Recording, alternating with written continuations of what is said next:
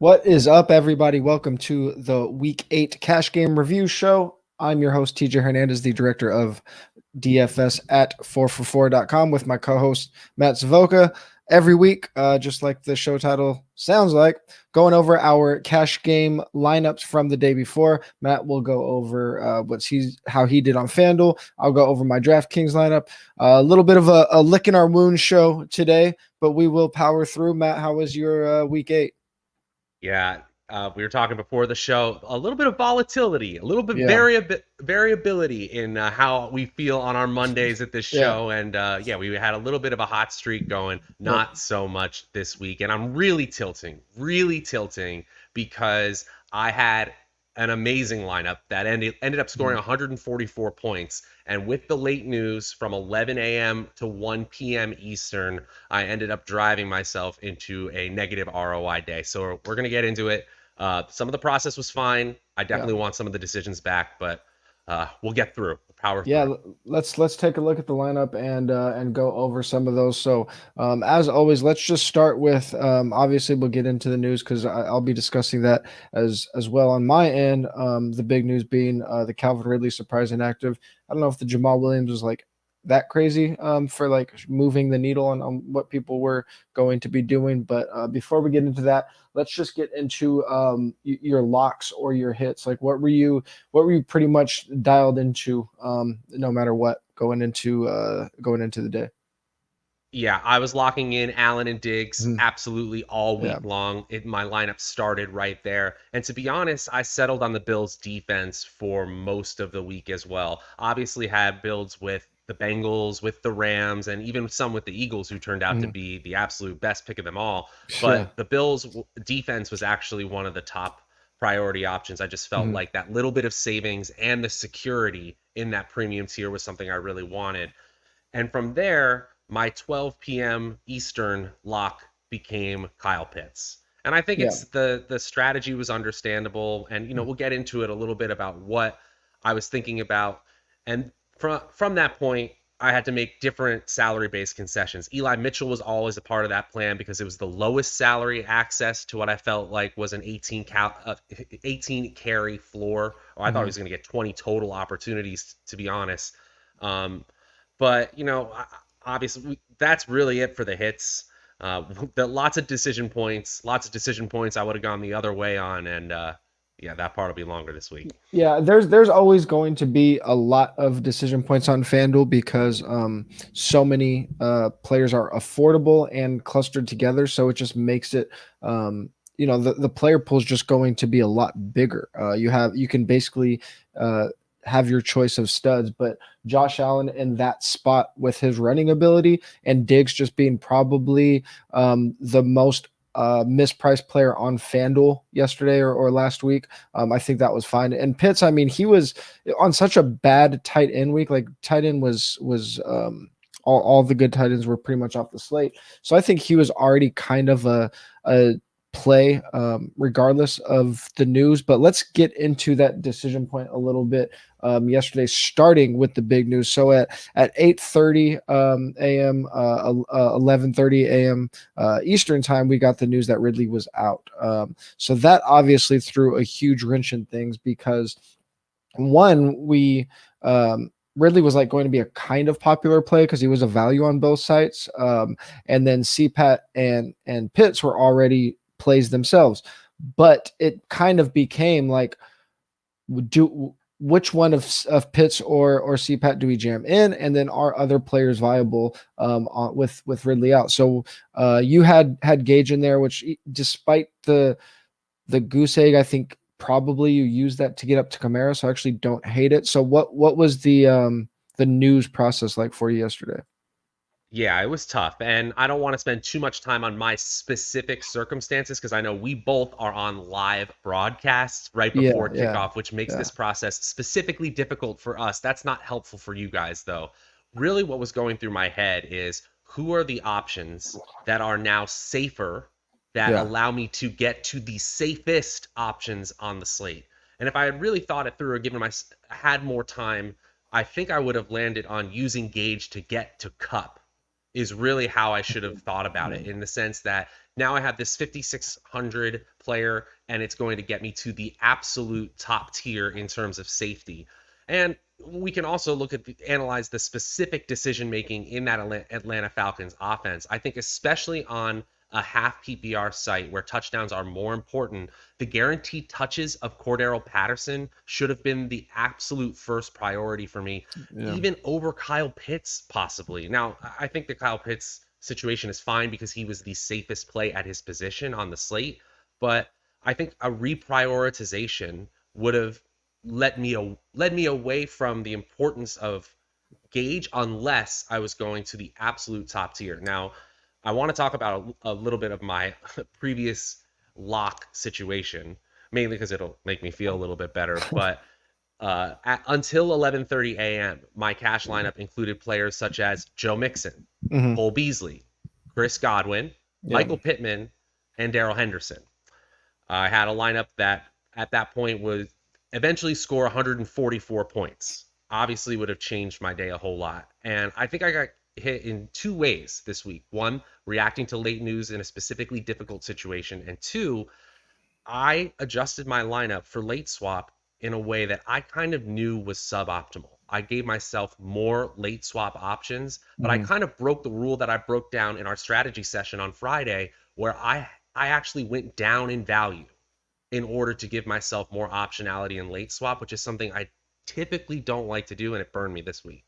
Yeah, I will say I think I agree with your point that if I always I'm never going to like tell somebody that like a Russell Gage type play is a bad play if you're getting up to the studs, right? And I've mentioned it on our GPP show yesterday with Jordan, and then when the news broke, I looked at projections, and Gage was like a decent value. I think he was like maybe the wide receiver 12 in value, depending on what site you were looking at. So I told chat on Discord, he's okay if you're getting to Cup, or I think it was basically just Cup on DraftKings on FanDuel. I wasn't completely sure. So I think like the idea to get to Kamara is good. I agree with you that probably I want to get to Cup there. And then yeah, it's tough when we have these situations because we're always going to have that team that was locked in before the news. But if we're never changing that, that's probably a leak in our game, right? So it's easy to say I had those Beasley, Godwin, Henderson types. I think on FanDuel especially, well, on both sides, but I think Henderson is probably the player that I prioritize the most, and then just build around that. Because Pittman and Godwin, like I don't think Pittman was like a stone cold lock. I didn't think he was going to be as popular as he was. Obviously he pays off in a big way. I think maybe another thing that I looking at your lineup, like in retrospect, if I see, and Chuba was really mispriced, so we didn't even talk about the Chuba play, but he was like one of the most mispriced players on the slate, 6,600, I think, and he's been getting so much of the work. I think I probably look at that lineup and say, if I have the time to think about it, and say, I don't know if I want three players from that game in cash. Like that game probably is one. And I actually have some thoughts on that as well. I think that might get me off of the paying down for Gage. And then you probably naturally go to like right. And then the cascading positive decisions that come from that would have been nice. Yeah. Absolutely. So anything else you want to say about your process or what you were hoping to get right in your lineup before we move on to what was winning? Yeah, just want to say that Judy was a late swap option, basically looking at a ceiling play. I had Godwin and Fournette, which were obviously closer to floor plays. But then once I was having trouble, again, a little bit of I was taking an even bigger loss, and then the final hour, Chuba Hubbard scores, Elijah Mitchell scores, Allen hits Diggs for a touchdown. A lot of things go really well in about that last half hour before making late swap decisions. But when I was having trouble at that time, Kamara became the priority. Make sure to get that top tier player. And we actually saw Ingram take more usage than I like to Yeah. see, but we'll get into that in a minute. Got so the big swap was the Judy and Kamara. Yeah, it was going to be Godwin, Fournette. Gotcha. Okay. That makes a ton of sense actually, because I was wondering about obviously I don't think there was any way you were starting with the Judy call, but when you're trailing, you're just going for I mean we've talked about it so many times already this year. If you're behind, you have to give yourself an out. And if you're going to have like the chalk, obviously, Godwin scores whatever it is, 26 FanDuel points or 25 FanDuel points. But if everybody has him and you're already trailing the field, that really doesn't help you. So you need Godwin to bust and your guys to hit to get there. So when people see these lineups like that, I actually think those are some of the most important lessons, because that's the process we should be taking when we're behind. We shouldn't be saying, "Oh, we lost, lineups locked, on to the next one." So you're still giving yourself a chance. Those lineups that were near the cash line or clustered together above the cash line, what did you see from them? A lot of Joe Mixon, a lot of Yeah, Daryl Henderson, a lot of yeah, I like it. obvious running backs and Yep. obviously great spots in the mid tiers. Obviously, DeAndre Swift didn't hit like we wanted him to, but he didn't crush lineups. There were it seemed like it almost like yo-yoed at the beginning of the week. It seemed very popular, and then it faded, but then came back up over the weekend. This Tennessee Indianapolis build, which had a really high total, but just fading Derrick Henry just simply because of high salary, would lead Mhm. you to Michael Pittman and AJ Brown. And then also when you had builds like that, Pittman, AJ Brown, Godwin, Pittman, Cup, Godwin, those were very easy trios of wide receivers to get to if you were willing to pay down at a couple of the onesie positions. So we saw a ton of winning lineups with that. And it was a good day for the lower tier. The shout out to our producer Sal, who loves the QB 35s of the world. Justin Fields, Yeah. Mike White had a big day. Jimmy Garoppolo had a big day. So you could have paid down a quarterback in a way that we haven't seen in other weeks. Yeah, I mean, like just because the cheap quarterbacks hit, like I don't know if there was a way to get down to those guys because so many Yeah. players were in good spots. But I mean, you mentioned the cascading effect. Like if you hit lock on, like we said, Daryl Henderson, then all of a sudden you get to these players that worked. And on FanDuel, there is much more of that cascading effect because our player pool is so big, right? So if we prioritize the right or the wrong player, it's just naturally going to lead to a very specific pool. If if you have a very specific player pool, it's going to lead to a very natural lineup build. So that's a tough one. I think on FanDuel we just have to remember that we're chasing touchdowns, right? Like we want those. Like that game flow is so huge on FanDuel. Any last thoughts on FD?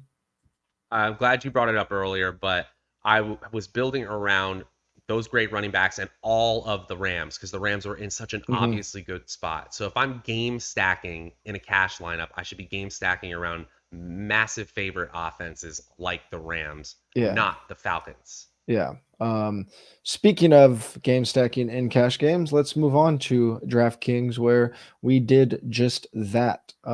So again, not a profitable day for me, not a complete disaster, a 43rd percentile score, but on DraftKings we had a much smaller player pool. In my write-up, I only gave two defenses and two quarterbacks. I think it was just a very obvious build leading up to the week. Once the Calvin Ridley news hit, there was a couple different routes you can go, but we still saw like there were so many duplicated lineups. This was in the biggest $100 double up, and I think there might have been 40, I might have seen 40, 45 of this exact lineup. And then going up to, there was a tier that didn't use the cut build. And I think 140, they scored 147, and that was like well above the cash line. And I think there was maybe like 50 of that same exact lineup. They like 147.03 or something. So it just goes to show like how much different the approaches on FanDuel and DraftKings are in terms of selecting our player pool, right?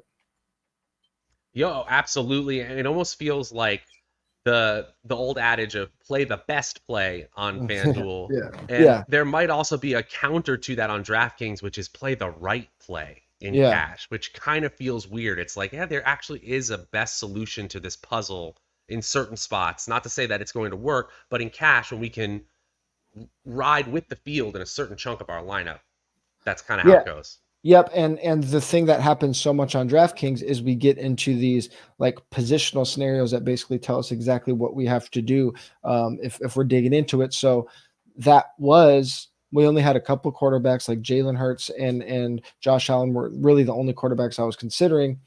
Henderson was ridiculously underpriced. Once we got the Jamal news, DeAndre Swift was a lock for me, even though I was already probably playing Swift. I think he was our top two value anyway. I think we might have had Jonathan Taylor as the top value, but Swift was way up there. Henderson's price went down from the week before, and he was pretty much in the same exact spot, and he was as popular. So when you have those two guys and you don't have any tight ends, so you're paying down for Dan Arnold, and the only decision is like, am I paying up at Washington, up for Buffalo, or down for Washington at defense, which I think most people were doing. There weren't that many different builds. The Dan Arnold play, I mean, like I said, 5 of the top 7 tight ends in terms of fantasy points per game are off the slate. So those were the players that I was locked in all week. Henderson, Swift, Dan Arnold, Washington. Swift was like as close to a lock as it can be before the Jamal news. The ones that hit, it was easy for me. So I had those players locked into the generator. Any thoughts on the lock plays before I move on to all of the crazy news? Yeah, I totally get it. And look, we said this on the show. You tweeted it out. We just wanted Rams, and we don't really care how Henderson and Kupp get there. But this time they combined for 50 by getting almost identical scores, whereas last time it was 41-9. So hilarious how that comes up immediately again. Yeah, if they're combining for all those points, like just give them to me, right? So I didn't. So I'll move on to how I got to Kupp with Henderson, because like Kupp wasn't a lot because he was so expensive. He was the most expensive player on the slate on DK, and then Van Jefferson was just really one of the only value plays. But there were, so basically what happened was we got the Calvin Ridley news, and then I went through my thought process of like what players are locks now to me, and I still didn't have like I mentioned I had Swift, Henderson, Arnold, and Washington football team defense. I wasn't sure like what my build was going to be, even like with if I was playing 4 wide receivers or 3 running backs. Before the Calvin Ridley news, I had a very balanced 4 wide receiver build with Godwin. And once it hit, I just went through like my thought process, and I wasn't sure how popular Patterson was going to be. And this is where I really whiffed. It wasn't even like a point projection thing or like a build. It was, I was trying to think through how the field was going to react. And I thought way more people were going to play CPAT. Now, the problem with that is it ended up splitting between CPAT and Pitts. And like that's in retrospect, that makes a lot of sense that like they're not going to be in like half of lineups because they were essentially the same price. And I did dabble with the idea of playing Russell Gage to get up to other studs. And then I realized that I could get up to Kupp without doing that. So I didn't need to make that decision. Go ahead. I was just going to say that is the difference between DraftKings and FanDuel is like once it becomes available or you're going to take that option, you must get to the best plays on FanDuel. Yeah. You must get to Kupp. And so I think that actually was a flaw in my process this week. Yeah. Yeah. And exactly. And on DraftKings, you're going to be able to make up through volume a lot of the times. I mean, obviously Kupp going off for 28 is great, but if he doesn't go for 40 at 9,000, like you're not going to be super dead in the water if you don't have him. And he was only like in like 20% of lineups, which I knew he was going to be relatively low owned. So I wasn't like too worried about that. But I was looking at Van, looking at Henderson, looking at Kupp, and just thinking, I made this point about exactly what you said. If Henderson and Kupp are going to combine for 50, I don't really care how they get there. Van Jefferson, we knew his usage was going up. we were pretty confident that the Rams were going to have the kind of game flow that they did. So I didn't think it was egregious. And I actually thought it actually added a little bit of safety to my lineup, just because you're locking in so many of the Rams points. With Godwin, he ended up being in 60% of lineups in this field, in this large double up. I think my biggest error is not locking in Godwin. I mean, if I lock in Godwin, I probably naturally get to like Pittman and those guys, like we talked about. But Gronk was active, which didn't end up being an issue for his usage at all, because Gronk didn't play that much for Godwin's usage. Ty was active, and we saw him come in and steal a lot of Pittman's targets last time he was active. So I was just thinking, like, I don't think these guys are like slam dunk plays. Obviously they combined for like, I don't know what, 60 points or something like that, Godwin and Pittman. So obviously they were slam dunk plays, but I just didn't know if the field was going to, if enough of the field was going to move off of Patterson or to Patterson off of those guys. And a lot of people did, but I just really underestimated how many people were still going to play Godwin. And it just goes back to the idea that people are generally pretty bad at adjusting to late news, or just lazy at it. So that was my big decision point, was like, once I locked in Patterson, it kind of screwed me, because I saw how easy I could get to Kupp, and it kind of got me off of those Pittman Godwin combos. One thing I do want to note is I didn't like the idea of having no Bills in my lineup, but it was just really hard to get up to Josh Allen once I locked in the players that I mentioned. So it was just kind of the build that I fell into. Yeah, also you exchanged it for a whole bunch of Rams. It wasn't like you exchanged it for an offense that didn't have the kind of upside.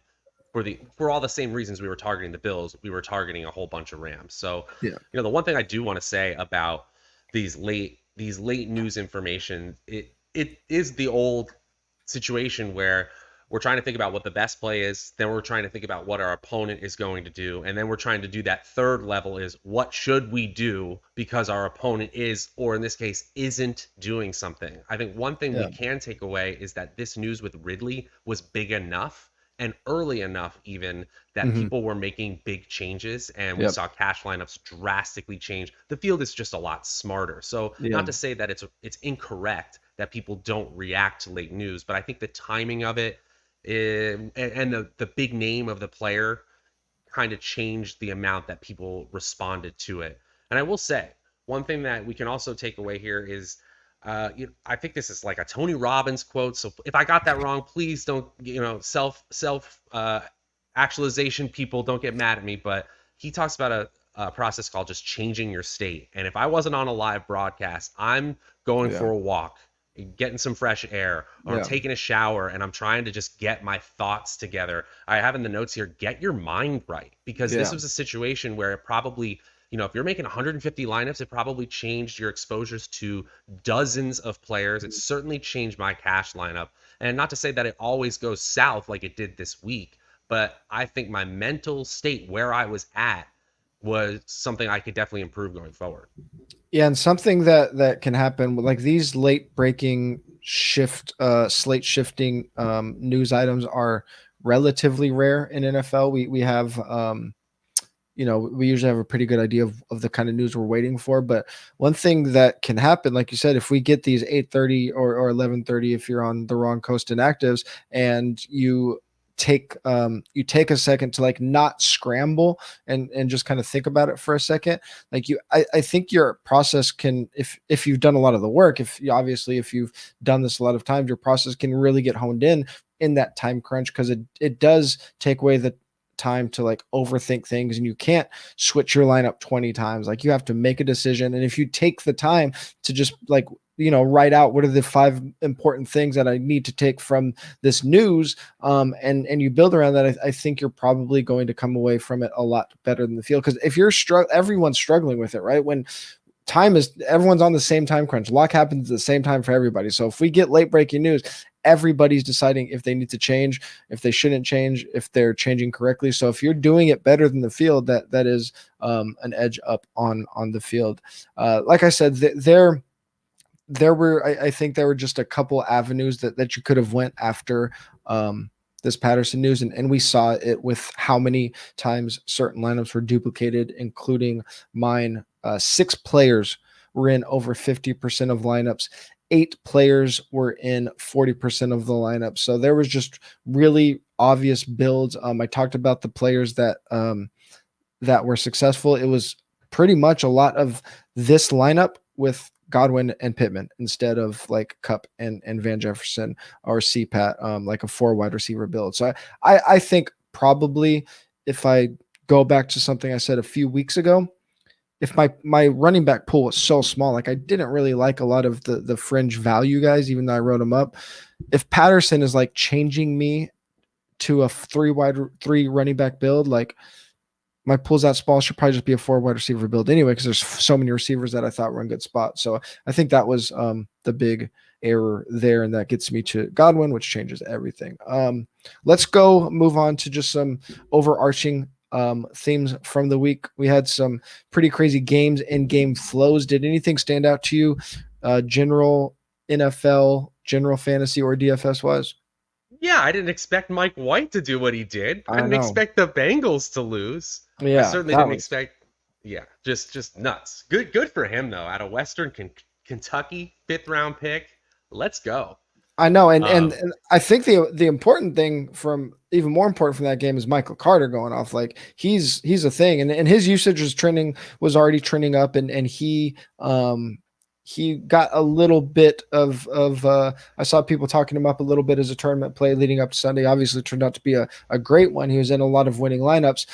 But if Mike White is playing significant time going forward, I don't know how long he's going to be the starter, but he targeted the running backs a ton. So all of a sudden Carter might be a PPR monster.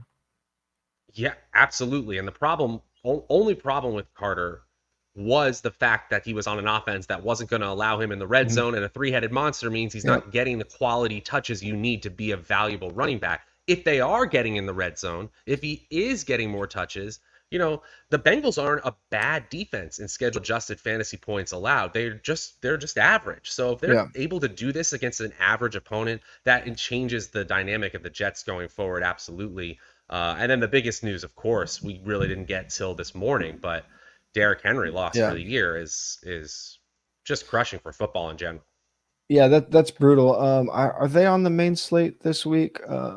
No, I think they're Sunday night actually. Okay, yeah. So I actually have some thoughts about how that's going to play out. I actually don't think. I mean, for DFS terms, obviously, we're just going to take whatever information we get on Sunday, use it in our lineups next time they play. So this might be kind of more redraft, but I think there might be some opportunity early on if they don't like hit right away. I think I'm not looking for Derrick Henry's replacement.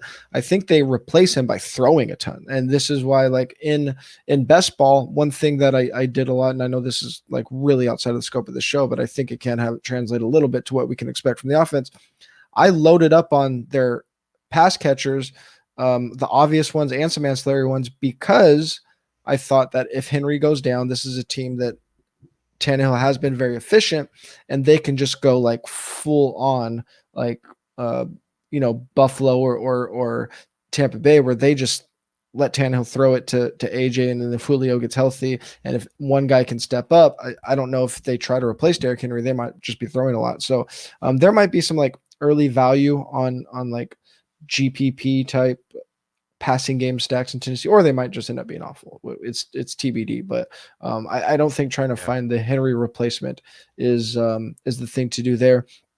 I don't know if there's a takeaway from this, but like the worst game flow possible came out of the Philly game, and it was like the reason I was worried about DeAndre Swift last week, which like this is like people were saying like, Swift is this like super safe play because of his high value touches and his targets, and my thinking was against the Rams last week that they're so bad that this game script is like always in play for not always in play, but when they're playing a good team, is in play for DeAndre Swift, where they just get so far behind that he doesn't even have the chance to get garbage time targets.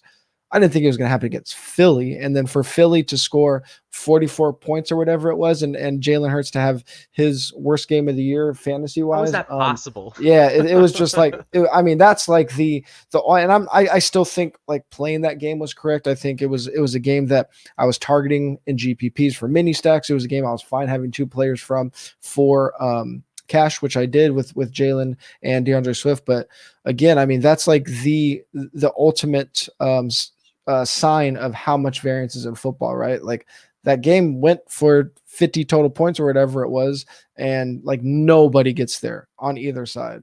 So that actually, was, I have a point to make about that specifically too, because look, the way it happened is super weird, but fading Jalen Hurts last week was technically the right move. But one thing that you can add on to that is if you are fading a player like Hurts, think about it at the next level. What goes right for the Eagles or wrong for the Eagles, and put that into your lineup. I had a buddy who played in tournaments, Boston Scott Eagles defense, which obviously was like incredible last week. Yeah.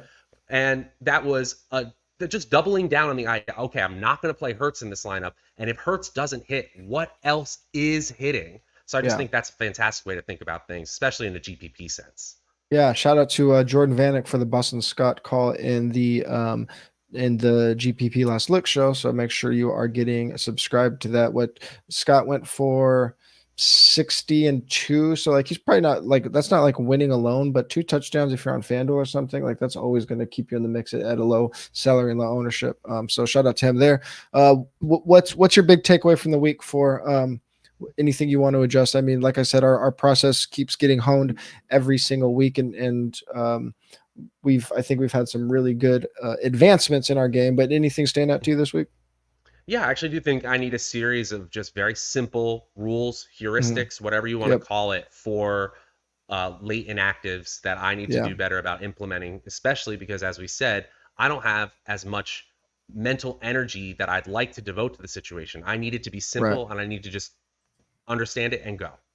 Yeah, and mine's kind of similar to that, like just improving. Like I think our John Paulson's doing the 4-for-4 player projections, so I don't need to improve my point projection process because I'm just following his. But and I think our understanding of like how we want to build our teams is about as tight as you can get. But understanding what the field is going to do and how they're going to react is like the biggest improvement I think we could always be making.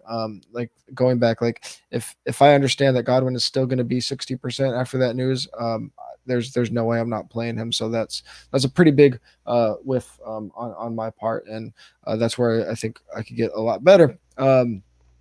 Well, we're not officially on to week 9. We got Monday Night Football still, but DFS MVP purpose wise, we're on to week 9.